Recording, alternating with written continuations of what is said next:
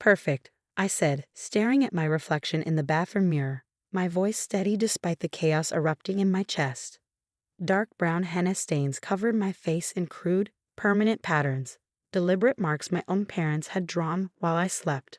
My name is Alexandra, and at 22, I just discovered how far my family would go to keep me from overshadowing my younger sister's college graduation. The henna they used wasn't the temporary kind used for beautiful traditional designs. It was a black market permanent dye, known for leaving lasting scars. My mother stood in the doorway, arms crossed, a satisfied smile playing on her lips. Now you won't be a distraction at Sarah's graduation ceremony. You know how sensitive she gets when people pay more attention to you. I touched the dark patterns on my cheeks, forehead, and chin. They had planned this carefully. The graduation was in 3 days, and these marks would take months to fade, if they ever did. My perfectly clear skin, which had helped me build a successful modeling career alongside my studies, was now marred with irregular patterns. You'll thank us later, my father added from behind my mother. Family harmony is more important than your vanity. Sarah needs this moment to shine. I thought about all the times they had diminished my achievements to protect Sarah's fragile ego. When I made the dean's list while working part-time as a model, they didn't tell anyone because Sarah was struggling with her grades. When I landed a major campaign with a luxury brand, they asked me to postpone the billboard release because Sarah had just been rejected from her dream internship. But this permanently marking my face while I slept, this was different. Did Sarah know about this? I asked, still examining the marks in the mirror. Of course not, my mother scoffed. She's too kind-hearted. She would have tried to stop us. But she'll be grateful when all eyes are on her achievements instead of your face. I turned to face them, and something in my calm expression made my mother's smile falter slightly. They expected tears, hysteria, maybe even threats. Instead, they got complete composure. You're right, I said, pulling out my phone. This is perfect timing, actually. I have a meeting with my modeling agency today. My father's smug expression wavered. You can't go to the agency looking like that. Just take a break until it fades. I smiled, snapping a few selfies of my marked face. Oh, I'm definitely going. In fact, I'm going to document everything. The marks, how I got them, who did this to me. Everything. My mother's face paled. Alexandra, don't be dramatic. We did this for your sister. No, I replied, my voice ice cold. You did this for yourselves.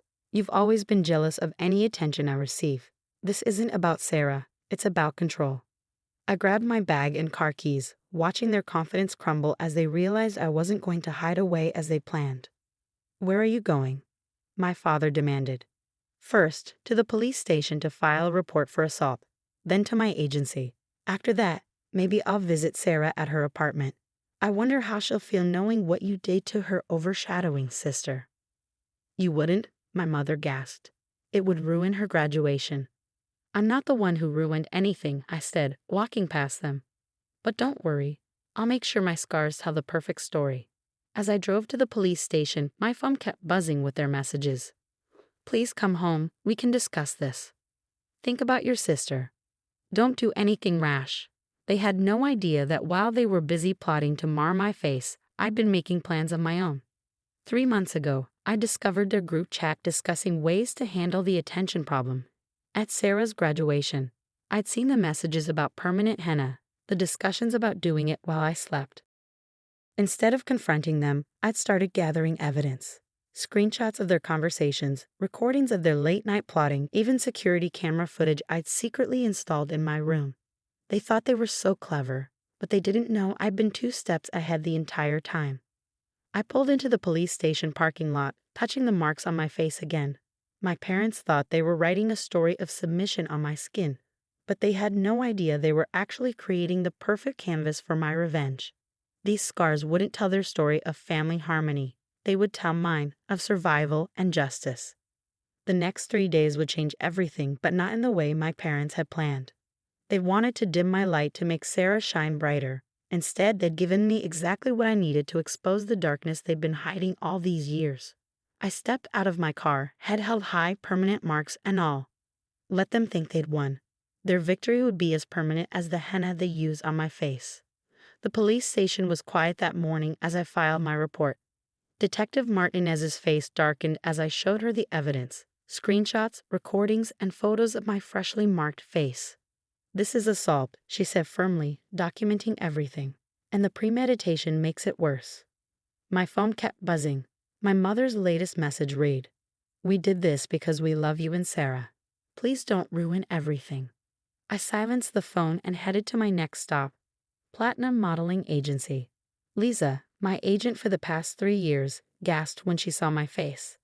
Before she could speak, I pulled out my laptop. "Before you drop me, I have a proposal," I said, opening a presentation I prepared weeks ago. A campaign about survival, about turning scars into strength.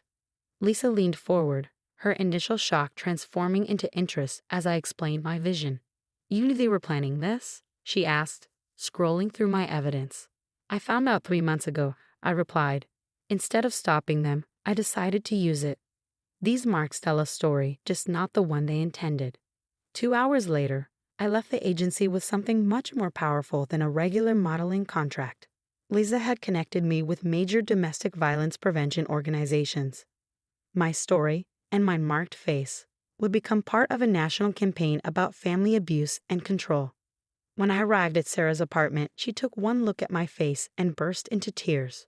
"Oh my God, Alex, what did they do to you?" I sat with my sister, showing her everything, the group chats, the recordings, their long history of manipulation.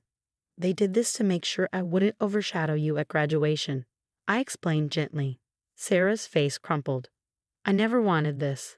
I know I've been insecure about standing in your shadow, but I never wanted you hurt." "I know," I said, hugging her. "That's why I didn't tell you they were planning it. You're not responsible for their actions." My sister pulled back, wiping her eyes. "I can't accept their graduation gift now, the new car, the expensive party they planned, not knowing what they did to you." "You don't have to punish yourself for their choices," I told her. "But I need you to understand something. I'm not hiding these marks. I'm not staying away from your graduation. What happens next is their fault, not yours." Sarah straightened up, something shifting in her expression. "Good," she said firmly. "I don't want you to hide.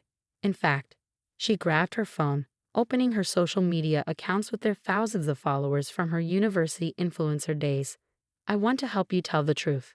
My parents' phones started ringing minutes after Sarah posted our story. Their perfect plan was unraveling faster than the permanent henna could set into my skin.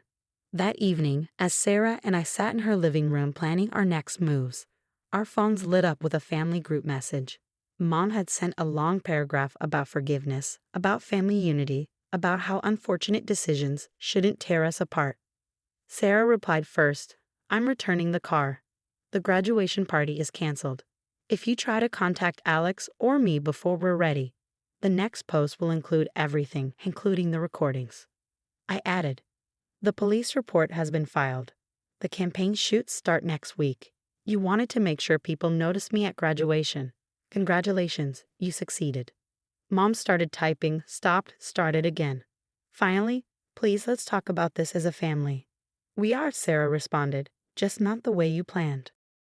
Looking at my marked face in Sarah's hallway mirror, I saw something different now. Not the scars of subjugation my parents intended, but the beginning of a transformation. These marks would tell a story that needed to be told. About family abuse disguised as protection, about control masked as love. The campaign would launch 2 days before Sarah's graduation. Every major women's magazine had already picked up the story. My parents' attempt to dim my light had instead created a spotlight they couldn't escape. Sarah squeezed my hand as we looked at the preliminary campaign layouts. "You know what's ironic?" she said. "For years I thought I was in your shadow. But you're the one who's been fighting their shadows all along." My phone buzzed with another message from our mother. "Think about your future. These marks will fade, but the damage you're doing to this family will last forever."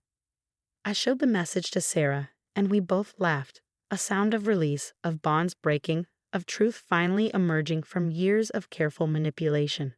"They still don't get it," I said, touching the marks on my face. "These scars aren't my shame to hide. They're their shame to bear." The next 48 hours would bring chaos as the campaign launch and graduation approached. But for now, sitting with my sister, planning our stand against years of control and manipulation, I felt stronger than ever. My parents wanted to write their story on my skin. Instead, they'd given me the perfect way to tell mine. The day of Sarah's graduation arrived with the kind of perfect weather my parents had prayed for, but nothing else was going according to their plan. The campaign had launched yesterday, and my marked face was everywhere. Billboards, social media, news sites. The headline, "Parents Mark Daughter's Face to Dim Her Light," had gone viral. I stood in front of my mirror, applying makeup not to hide the marks, but to enhance them. The permanent henna patterns had become a symbol of survival, telling a story that resonated with thousands who'd reached out sharing their own experiences of family control. Sarah called as I was getting ready. "Mom and Dad are blowing up my phone. They're threatening not to come to the graduation if you're there." "What do you want me to do?" I asked, though I already knew her answer. "I want my sister there," she said firmly. "They're the ones who did this. They can deal with the consequences." The graduation ceremony was being held in the university's grand auditorium. As I walked in, whispers and pointing followed me, not of shame, but of recognition. The campaign had done its job. My parents' attempt to make me invisible had made me more visible than ever. I spotted them in the family seating area, their faces ashen when they saw me. My mother half rose, probably to make a scene, but my father pulled her back down. They'd finally realized that any public confrontation would only make things worse for them. The ceremony began, and when Sarah's name was called, I stood and cheered loudly. She looked radiant, confident, truly shining on her own terms. As she accepted her diploma, she turned to the audience and pointed directly at me, mouthing, "I love you, sis." The crowd, many of whom knew our story from the viral campaign, erupted in applause. During the reception, my parents tried to approach several times, but Sarah's friends formed a protective circle around us. They'd seen the campaign, and their loyalty was firmly with their classmate and her marked sister. "Alexandra," my mother finally managed to catch up to us near the refreshments. "We need to talk about this circus you've created. You're embarrassing the entire family." I turned to face her, making sure everyone nearby could hear. "Embarrassing the family? Like marking your daughter's face while she slept." "We did it because we love you both," she hissed, trying to keep her voice down. Sarah stepped between us. "No, Mom. You did it because you're controlling and abusive. Love doesn't leave scars." Our father appeared, his face red with suppressed rage. "Both of you outside. Now." Actually, came a voice behind them. "They're staying right here." It was Lisa, my agent, accompanied by a camera crew. "We're documenting the graduation for the campaign's next phase. Would you like to make a statement about why you marked your daughter's face?" They backed away, finally understanding the magnitude of their actions' consequences. Their perfectly crafted image of a loving family was shattered, replaced by the truth they tried so hard to hide. Later that evening, Sarah and I sat in my apartment, celebrating her graduation our own way, with pizza and childhood photos. We laughed at how young and innocent we looked, unaware of the manipulation that had been driving us apart. "I got a job offer," Sarah announced, showing me an email. "A domestic violence prevention organization. They want me to work on their youth outreach program." I hugged her tight. Look at us, both turning their plans upside down. My phone pinged with a message from Lisa. The campaign had reached over 10 million people in just 2 days. Organizations worldwide wanted to share our story. The marks on my face would fade eventually, but the impact they made would last. They thought they were writing their story, Sarah mused, touching one of the marks on my cheek. "But you turned it into your manifesto." A final text came from our mother. "When you're both ready to apologize and put this unfortunate incident behind us, we'll be waiting." Sarah and I looked at each other and burst out laughing. They still didn't understand. There was no going back, no putting this behind us. Their actions had transformed not just my face, but our entire family dynamic. The marks they'd drawn to dim my light had instead illuminated their darkness. Every scar told a story of survival.